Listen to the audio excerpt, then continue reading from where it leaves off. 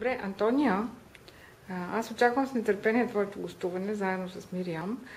И тъй като Мириам също иска да се запознае поне в момента задочно с теб, би се радвала да научи съвсем накратко за твоя творчески път.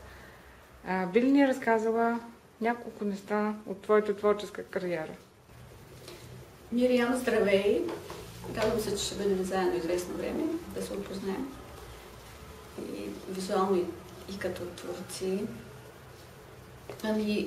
Аз съм преди 35 години завършила специалност приложна графика в Великотърновския университет. Той сигурно не е толкова важно.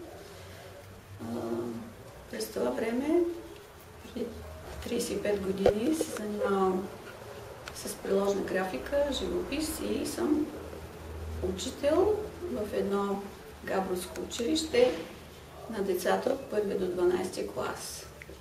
С това се занимавам вече 18 години. И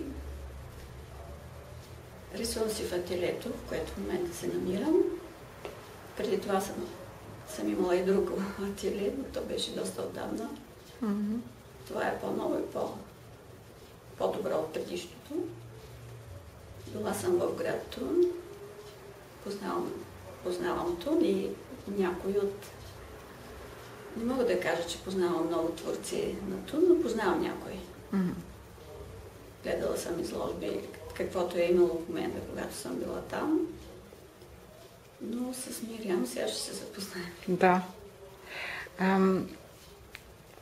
Ти знаеш, че темата на тази годишната среща е границата. И предполагам, че това също, самата тема сама по себе си представлява интерес от теб.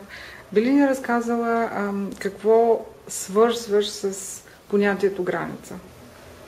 По-скоро така,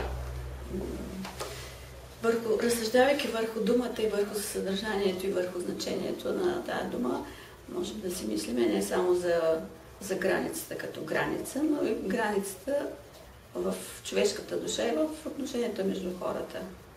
Дали трябва да има граница или не трябва да има граница. Аз мисля, че според случая.